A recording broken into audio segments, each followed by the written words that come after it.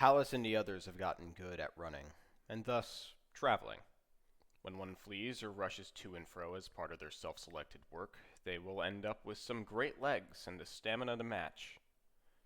Today's march has brought them to the midst of the fields of Erisir, on day 2 of their 5-day journey to the Mausolith Caliphate on the west coast. There is no worry for the infamous cold of the plains, thanks to Jeff's mastery with the craft of survivalism.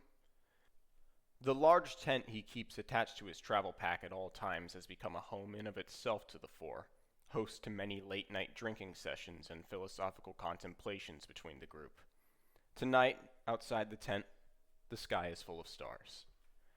Risbeth, being her usual self, spends most of the evening dominating the circle of conversation with the never-ending saga of her social and adventurous exploits back in the east. A strong wind current begins to buffet, and the tent, sturdy as ever, only gives as much as it needs to, keeping the gust-biting cold outside where it belongs.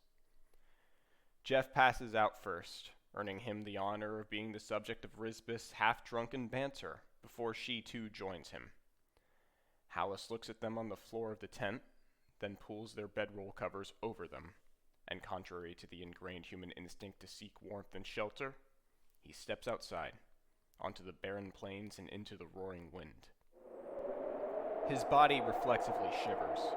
The edges and lobes of his ears feel like razors have been dragged along them. The sensation is only relieved in bursts as his long auburn hair, billowing around his head, occasionally traces along them and replaces the cold with a dull, tactile comfort. The skin on his exposed hands and lips begins to dry out, cracks forming in the area around his knuckles. Getting alligator skin is what his mother used to call it when he came in from the snow like this. Hallis takes in a stuttering breath, and again he shivers. His head feels light as his knees begin to wobble, and the wind takes its chance to topple him. His right leg buckles and he stumbles to the side, moving further away from the tent. He looks to the line on the horizon where dusk emerges, the yellow edge of the sun ever falling against the black of night. At once, he is raptured from the gale by a pair of star-wrapped arms, and drawn back inside the tent. Evangelos, their galactic forearms spiraling with the inky darkness of the void above, holds Hallis against their chest, the human facing away from them. Their lithe, androgynous figure has skin like the cosmos itself, ever dancing with starlight and the glittering of quasars and nebulae. Aside from their humanoid silhouette, all that serves as an analog to human features on their body are the two motes of light, supernova, frozen in time, that serve as eyes. Unlike the whole of space that their body borrows from, they are quite warm. The bite of the wind vanishes in their embrace. How? Evangelos let slip from their lips, for there was no other way to describe it in Hallis's mind. What were you doing? Why would you go out into the night dressed so poorly? I wanted to see the sky, he lies, and the stars come into being in the firmament. He had not even looked up once. I mean no offense. You are a sight unto yourself, after all. You need not freeze to do such things. That was an act of masochism. Perhaps it is guilt. Guilt? Guilt of what? What have you to feel guilt about? I feel more comfortable in this tent than I did in any home I was given in my youth. Evangelos cranes her neck. How can something so humble inspire feelings of lament? Because of the dishonesty that comes with it. Hallis turns his head counterclockwise, closer to the face of the being from the well of cosmic dust. I have lived higher than I feel I was meant to, and that I wanted to.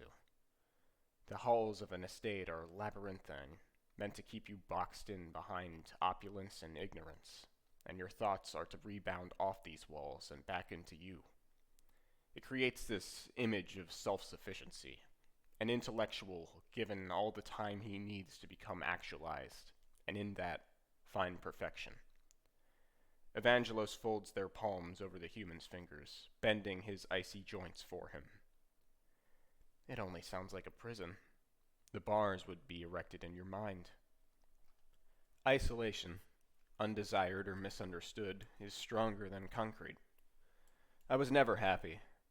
I squandered my time and I failed to become the perfect man. I just killed time, and the bodies of every hour still rot in those homes. Somehow I missed what I was meant to do, what all humans are supposed to learn. Hallis lays back and Evangelos moves with him, prostrate with the human against him on a bedroll. The flap to the tent is still partially open and whips wildly with the cold wind. I'm a wrong man, and pain like the wind helps me wake up, keeps me going so that I don't stop moving altogether. Evangelos draws a starry hand across Hallis's chin. Have you no will to direct yourself by? Something else moves my legs.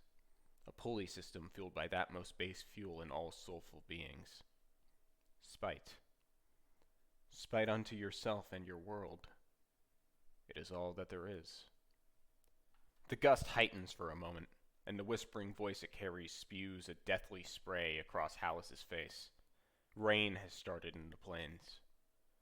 Evangelos, at once humanoid and uncannily amorphous, reaches past the three humans and seals the outside away.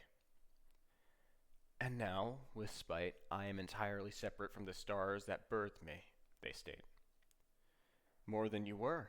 Hallis turns to face the star being fully, laying atop their chest with his hands pinned beneath his chin. Doesn't that scare you? Did you not tell me all this to bemoan the lack of a desire to die? You speak as if spite both keeps you alive and denies you any ability to live. Anyone even a skosh less sympathetic would call it whining. I don't understand. You wouldn't, for the stars still burn and accretion proceeds to the closure, though what part of the universe's splendor I hold within myself is not there to be a part of it. Without his craftsmanship, Jeff only has his spite. Without her physicality, Risbeth only has spite. You act as if to claim spite first, and for that, I must say that you are conceited, not guilty. Hallis narrows his gaze. Evangelos cups his face with both hands and pulls him in close. He feels the static of contact with the void hanging on the fringe of his lips. You are conceited because you think spite is your domain alone. Look, and see that the universe itself has rejected that premise. The only thing you can do now is give another answer.